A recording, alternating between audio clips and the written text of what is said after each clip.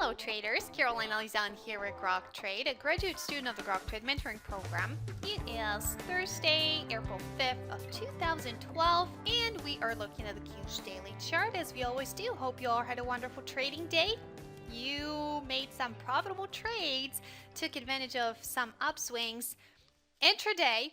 So now let's focus more on our daily chart and let's analyze it here so you know exactly what's happening and what to pay close attention to after the weekend and also, of course, tomorrow. All right, so look at that.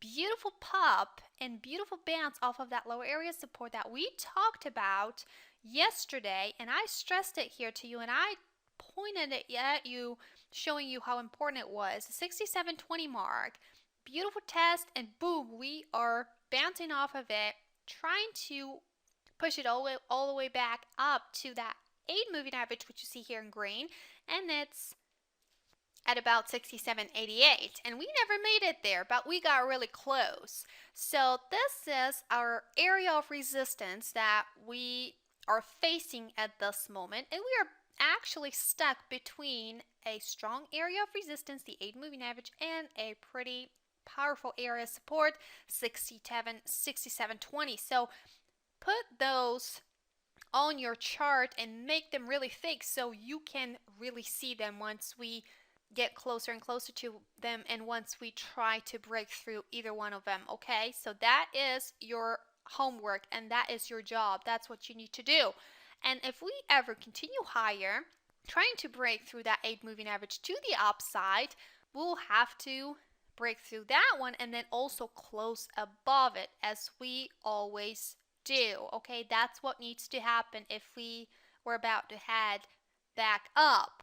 But does that mean that we will be continuing higher if that happens? Of course not, because we have some significant areas of resistance and a way up to break through before we really head higher. First, that low area of resistance right here, 68, about 68.12, and then another one, another big one right here that we talked about for quite some time here at 68.49, and then also once we break through the 68.49 and then 68.55 and close above them, then we would have some potential to the upside. Okay, so all of those things need to happen first. All right, remember.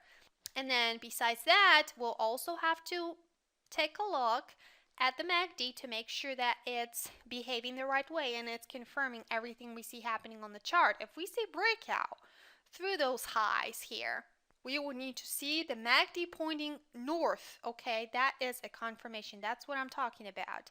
And then also on a pretty significant volume. So at least you have some things to analyze and to watch. Okay, and remember those things needs to happen before we head higher, before we have a pretty nice confirmation. All of those things need to line up to give us a confirmation and a good signal. All right, but if we do not break through the 8 moving average, if we do instead push it all the way down, breaking through that 67.20 mark, as well as that low of yesterday, 66.91, and close below it, as I told you before, we could be bleeding hard, breaking to the downside, heading towards that next area of support on our way down here, 66 at about 65.10.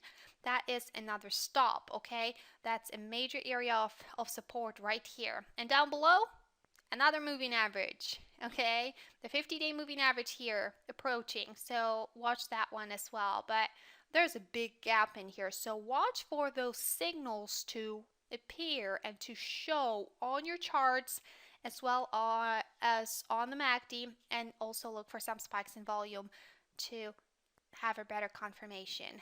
All right, yeah, so that's all that I have for you for today.